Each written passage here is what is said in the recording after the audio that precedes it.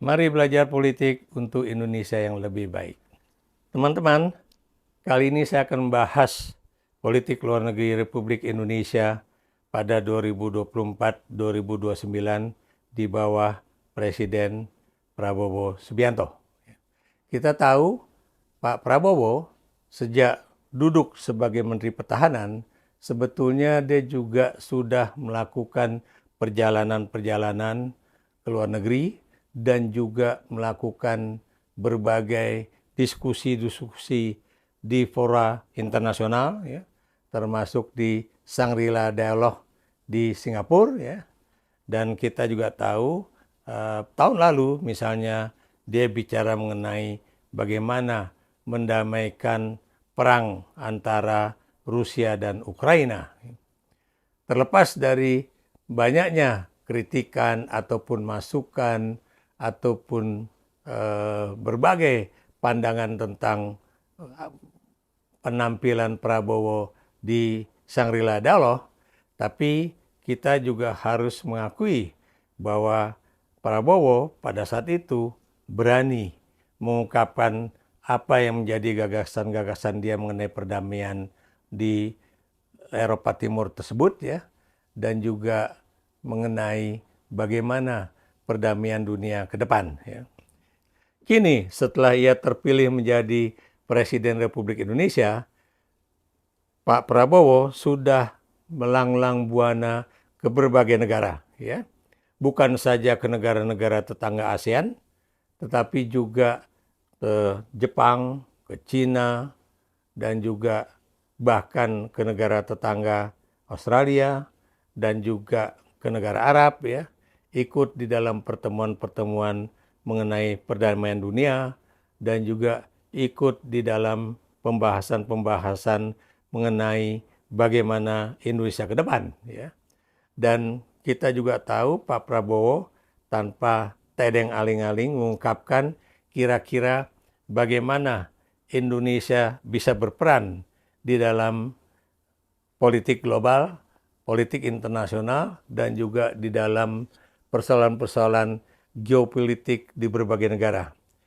Selain itu, tentunya Pak Prabowo juga membicarakan bagaimana kerjasama bilateral Indonesia dengan berbagai negara, termasuk dengan Australia, dengan negara-negara ASEAN, dan juga dengan Cina, dengan Jepang, dengan Korea Selatan, dan juga dengan Amerika Serikat, dan terakhir dengan Rusia misalnya, kan.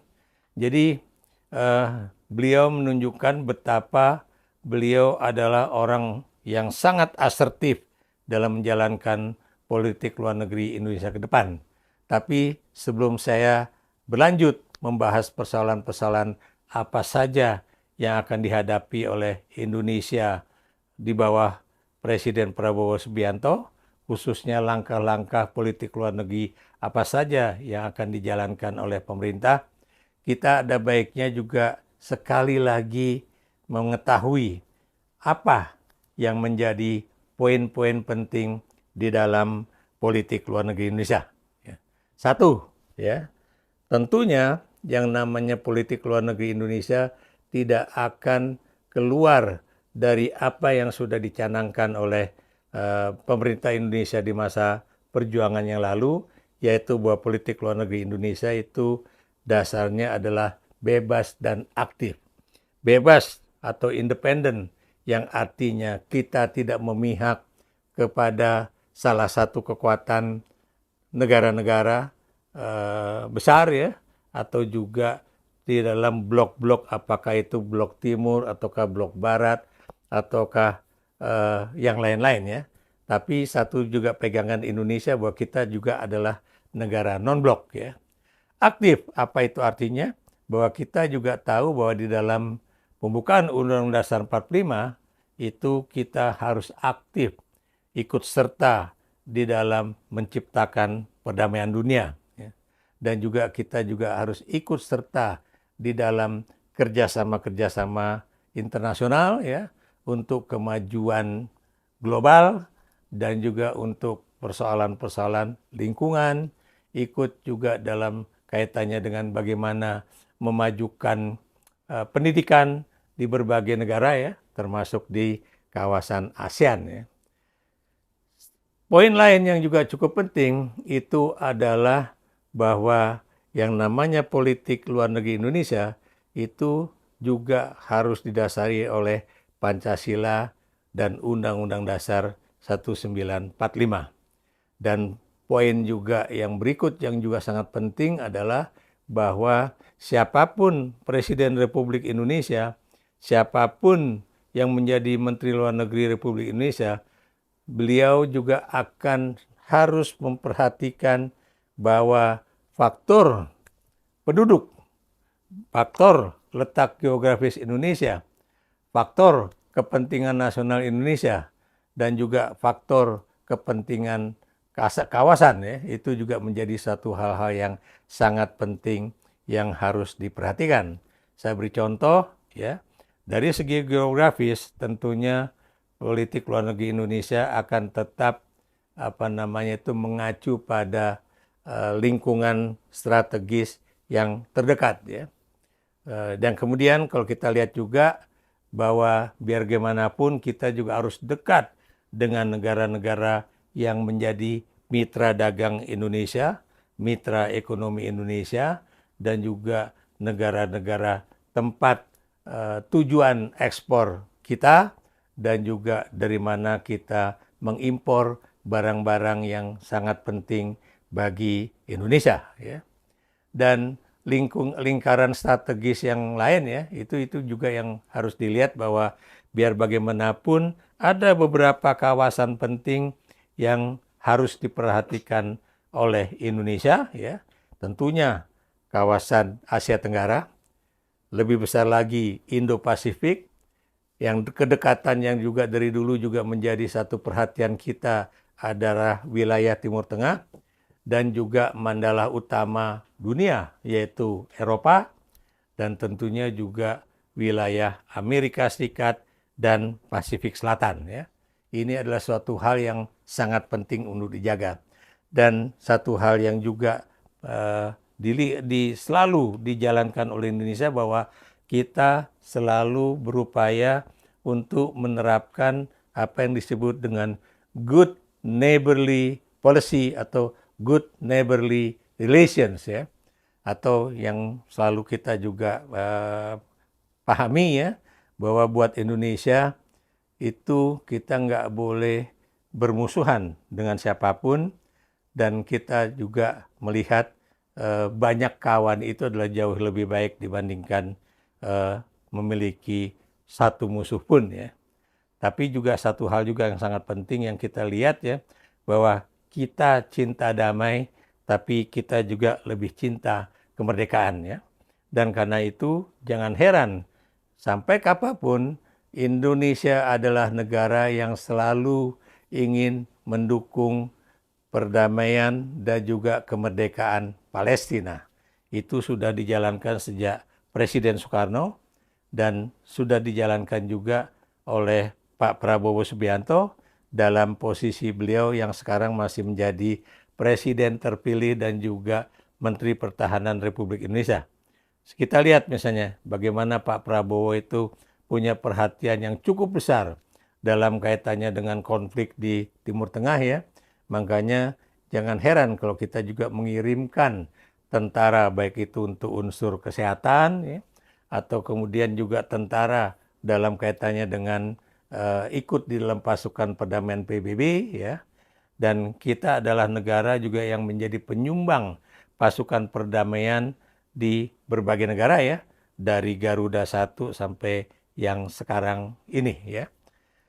Dan kita juga mengirim pasukan perdamaian itu bukan hanya di wilayah-wilayah terdekat seperti di Kamboja ataupun di negara-negara ASEAN, tapi juga kita pernah mengirim ke Lebanon ya, kita pernah mengirim ke Sudan, kita juga pernah mengirim ke Kongo dan sebagainya dan sebagainya.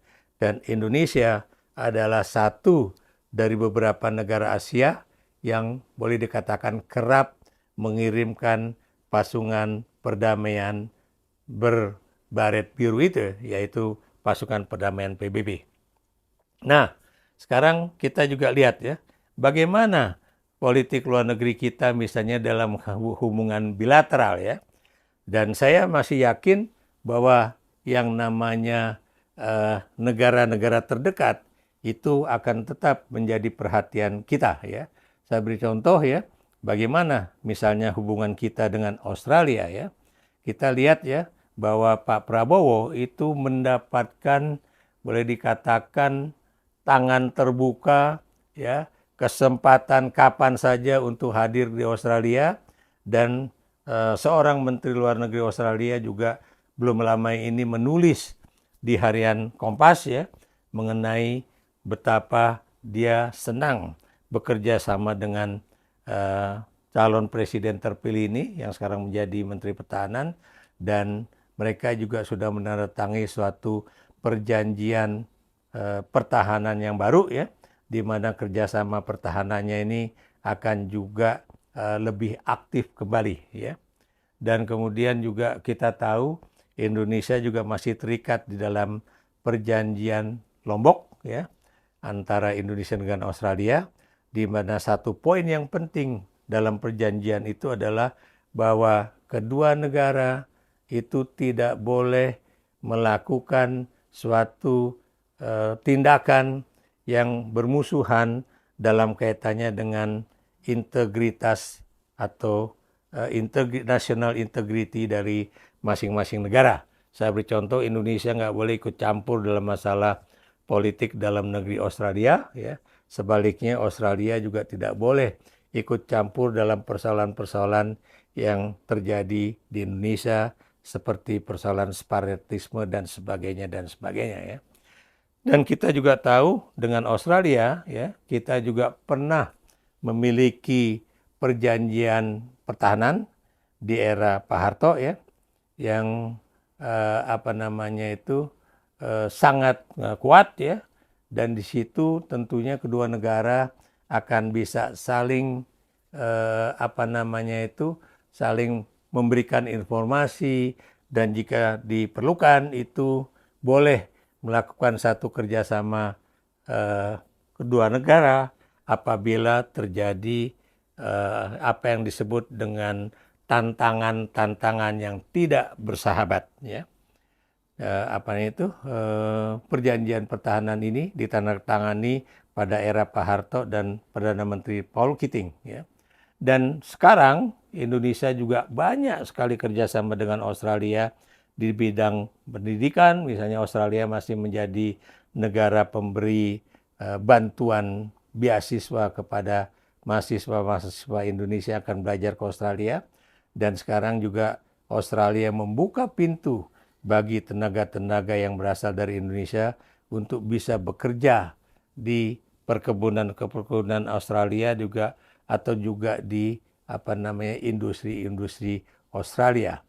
Dan hubungan bilateral ini tentunya tidak lepas dari kerjasama dalam hal-hal yang bisa dikatakan high politics. High politics itu adalah politik yang terkait dengan ekonomi, dengan politik internasional dan juga pertahanan dan keamanan internasional. Itu yang disebut high politics ya.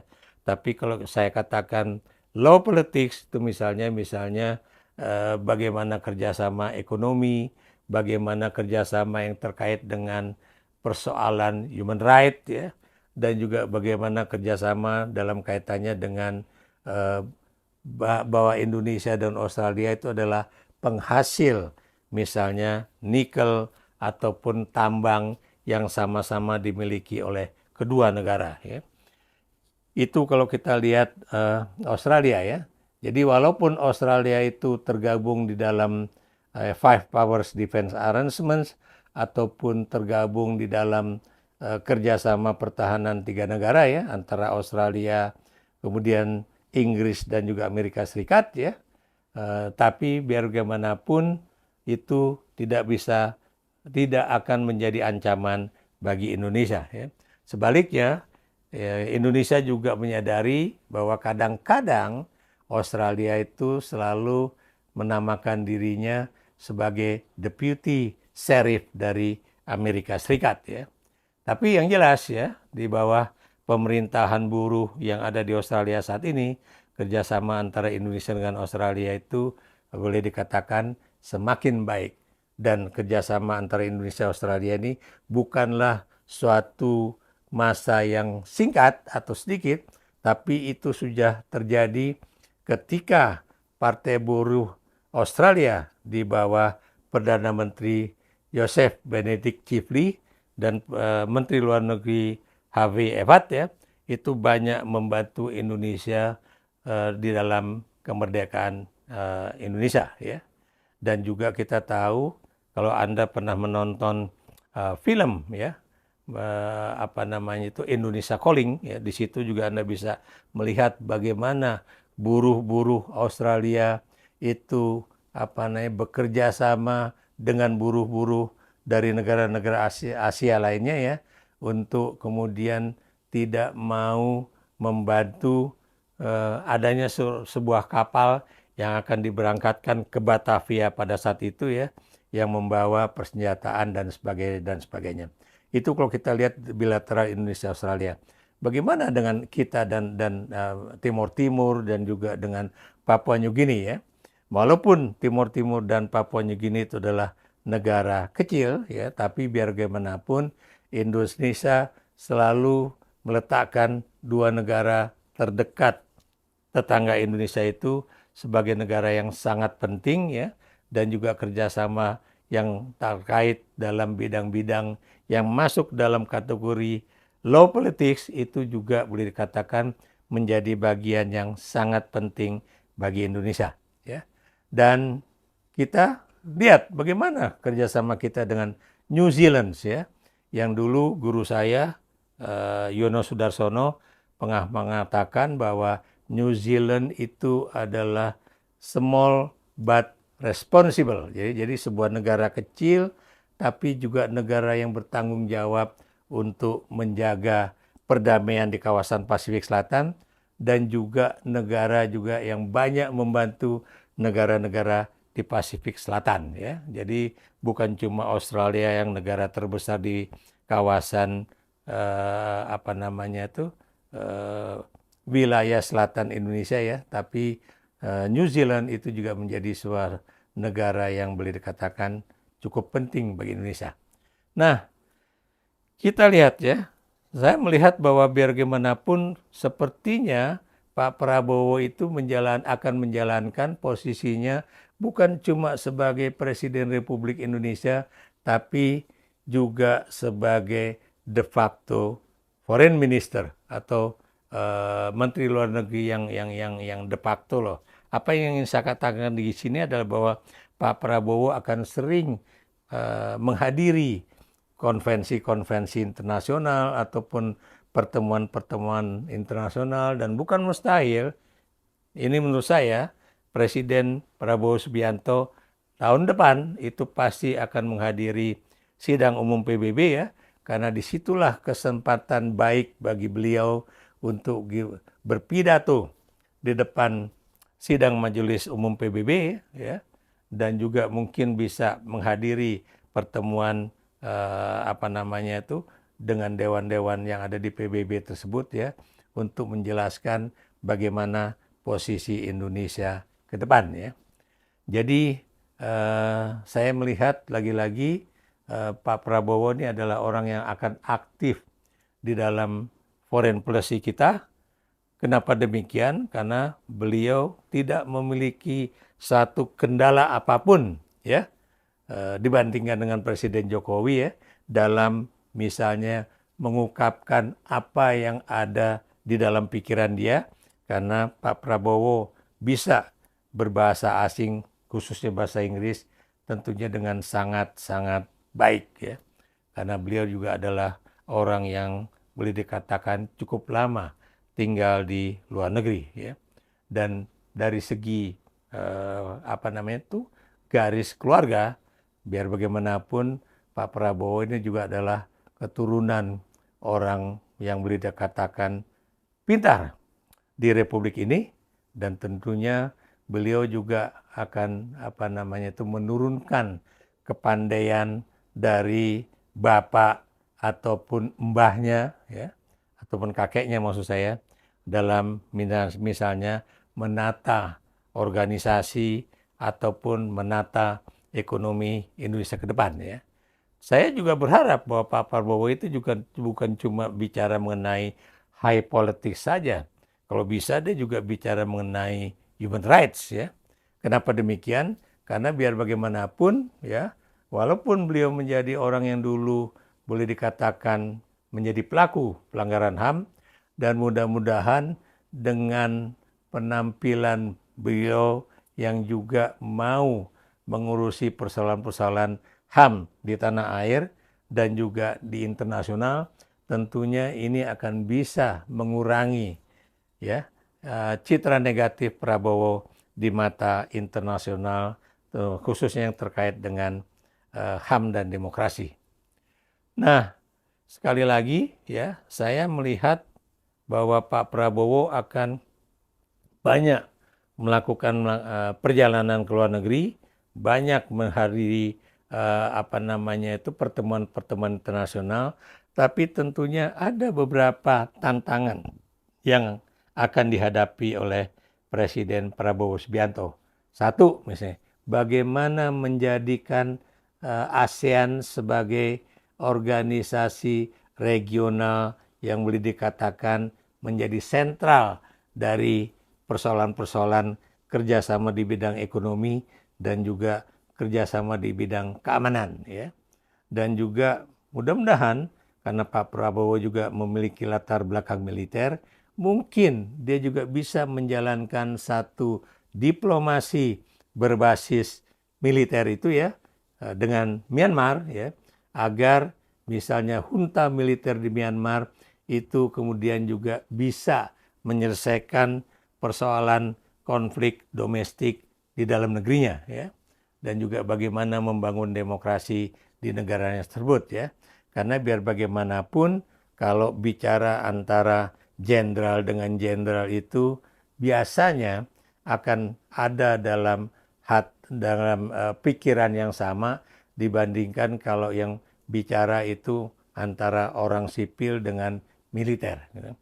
Dan kita juga bisa melihat ya, bagaimana nantinya juga Pak Prabowo itu bisa menjalankan suatu peran yang sangat baik dalam hubungan antara Amerika Serikat dengan Cina misalnya kan. Dan kita juga tahu bahwa Pak Prabowo juga baru saja kembali dari Rusia dan juga mendapatkan sambutan yang begitu hangat dari Presiden Putin, dan juga mendapatkan satu kerjasama dalam bidang olahraga ya. Dan Anda jangan lupa bahwa Rusia atau yang dulunya Uni Soviet itu memiliki hubungan bilateral dengan Indonesia yang sangat baik di era Bung Karno ya. Dan kita tahu bahwa Uni Soviet dulu adalah negara yang memberikan bantuan dalam bidang pertahanan kepada Indonesia, sehingga Indonesia menjadi negara terkuat yang memiliki persenjataan cukup canggih di belahan bumi selatan ya. Dan itu digunakan Indonesia antara lain untuk diplomasi kepada Amerika Serikat ya, bahwa ini kita punya senjata, kalau Anda kemudian juga tidak mau membantu dalam bidang diplomasi, dalam penyelesaian masalah Iran Barat, jangan kaget kalau kemudian Indonesia menggunakan tentara dan juga alutsistanya untuk menyelesaikan masalah Irian Barat pada saat itu. Dan kita tahu waktu itu Amerika akhirnya mengubah dirinya dari yang neutrality policy ya dalam kaitannya dengan Iran Barat menjadi aktif mediation policy dalam penyelesaian masalah Iran Barat. Tapi kita juga jangan lupa bahwa Amerika itu tidak selamanya memiliki politik luar negeri yang baik terhadap Indonesia. Karena Amerika juga pernah menerapkan politik luar negeri yang subversif ya, dengan misalnya mengganggu Indonesia dengan persoalan pemberontakan daerah di Sumatera dan juga di Sulawesi. Ya. Tapi yang jelas kita juga tetap membutuhkan Amerika, tetap membutuhkan kerjasama baik itu dalam bidang pertahanan, ekonomi, dan juga politik yang lain ya. Tapi kita juga harus tetap bisa menjaga bagaimana politik luar negeri Republik Indonesia itu tetap berbasis pada independent and active foreign policy.